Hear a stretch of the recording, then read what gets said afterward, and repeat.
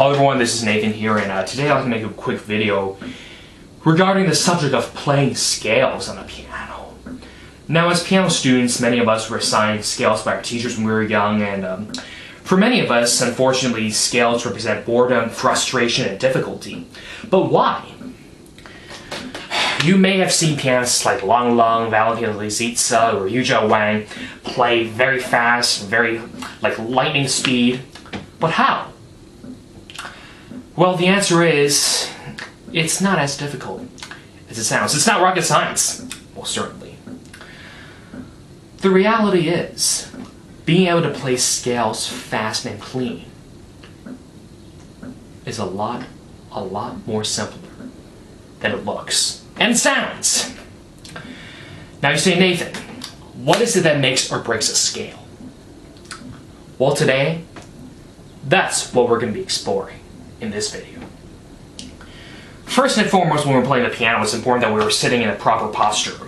You know, that our knees are lined up like so, and our arms are relaxed, and there shall be no tension between the shoulder and the fingers, whether it be at the wrist or at the elbow. Now, as we're playing scales, there's a key word that we must keep in mind. It's called efficiency. Exactly, that's right. Efficiency. Efficiency is one of the key principles of piano playing. Without efficiency, piano playing becomes all the more difficult. And when you see these pianists like Yuja Wang, Kissin, and Lang play, one of the key characteristics you notice is that they play effortlessly. They don't struggle, they just toss off like it's no big deal. They make it seem so easy. Well, the truth is, piano playing should be easy. If piano playing is feeling painful, you're experiencing pain in your body and difficulty, then something's most certainly wrong, and I would encourage you to pay attention, consult your teacher, because pain in your body is likely a sign that you're doing something wrong. So, like I said, when we're playing the piano, we must be sitting in a proper position like so, with our knees, and we're not where you can't be sitting in like this, or no, where you can't be staying too far like so.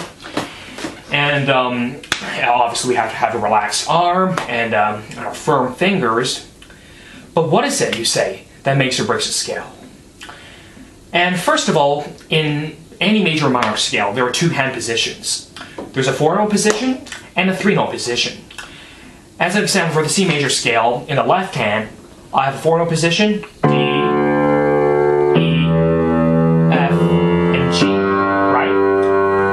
Followed by a 3-note position of A, B, and C. The 4-note position is played by fingers 4, 3, 2, 1. The 3-finger position is played by 3, 2, 1. Now in the reverse, in the right hand, we have a 3-note position, C, D, E, and then followed by a 4-note position, F, G, and E.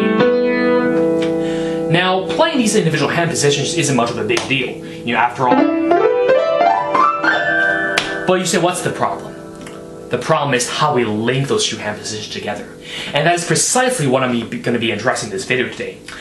Exactly how must we as pianists link these two hand positions in order to achieve a fluent and clean scale?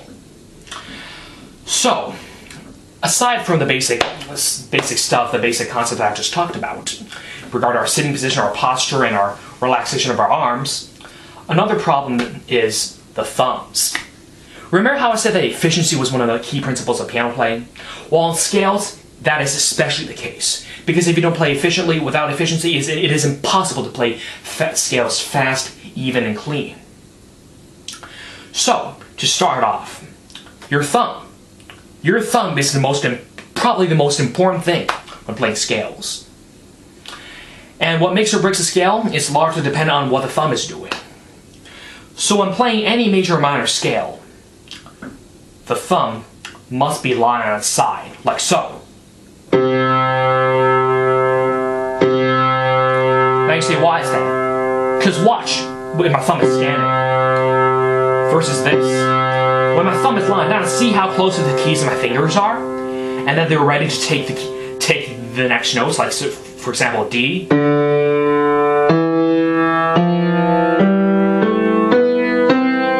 Now, if my thumb were standing like this, my fingers would have much less control of the keys, and like so, and therefore this would cause all these big arm, movements, which would throw my hand off and just cause it to become technically inaccurate. So let's remember something else.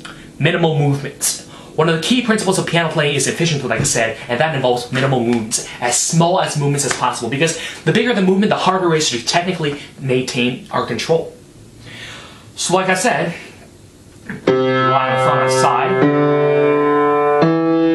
and watch like so. So that by the time that I play the E, my thumb is already right on top of the F, ready to take it. See? You know, the minute that my second finger took the G, my thumb immediately crossed under so that it's ready to take the C and cross into the next position when the time comes. Watch. See, by the time that I play the B, the thumb is already right on top of the C, ready to take it. So.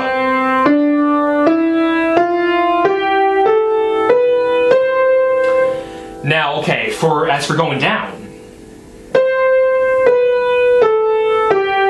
See, now that my thumb is lying on its side, watch. See that? See how my thumb was able to toss my third finger over and cross over very easily without having to make all these big arm movements?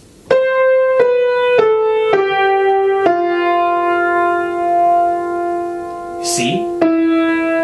Once more. It tosses over my fourth finger and crosses over to the next position. And, you know, the minute that I toss over the finger, it's right on top, and the fourth finger is right on top of the B, ready to take it. See, as soon as I take the B, you know, my thumb immediately swings into position so that it's right on top of the F, and it puts my fingers, you know, right on top of the preceding keys, so that it's ready to take them when the time comes. See? So now you know watch. So the minute that my hand swung over, took the B and crossed over, it immediately swung to the new position with my all my fingers right on top of the keys, ready to take them when needed. See, the minute that my third finger took the E, my thumb immediately swung into its new position. You know, and my second and first fingers are right on top of their keys, ready to take them.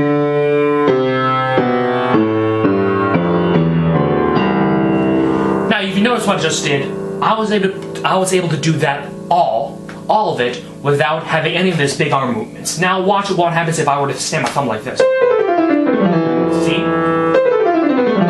I have much less control of the keys versus this, and the sound just becomes much less focused, because when we're playing scales, we're aiming for a fast, clean, and crisp sound, which involves a very focused and very centered sound, like so.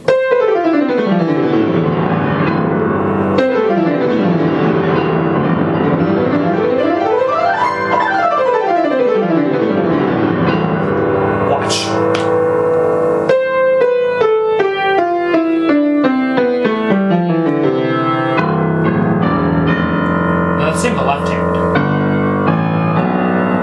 See? Every time my thumb takes the C, or plays now, my fingers immediately swing over to take the keys. Now watch.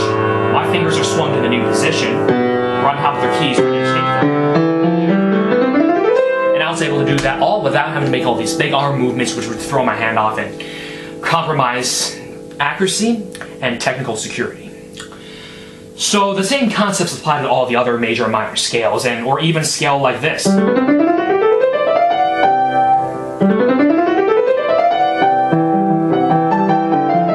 the Beethoven Piano Concerto No. 1, and all the other major and minor scales like D major, for example.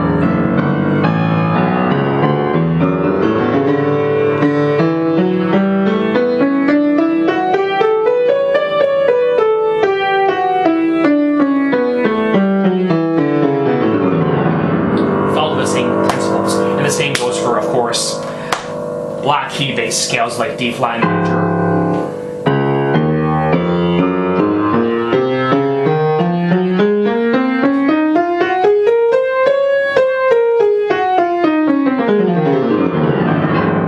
See how I was able to do that? See all that efficiency, how close to the keys my fingers are. See how close to the keys that I'm playing. This allows me to have a very focused and centered sound, as opposed to if my fingers were like this, you know, swinging over the keys. It just allows, the sound just becomes very surfacey and very thin. While we just want, you know, a very focused sound, playing to the bottom of the keys like so.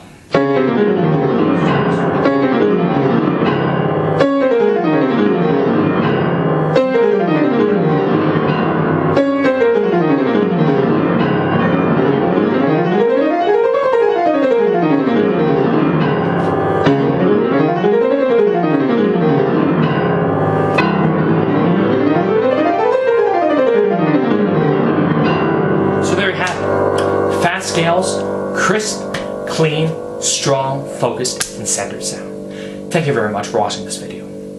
Good luck.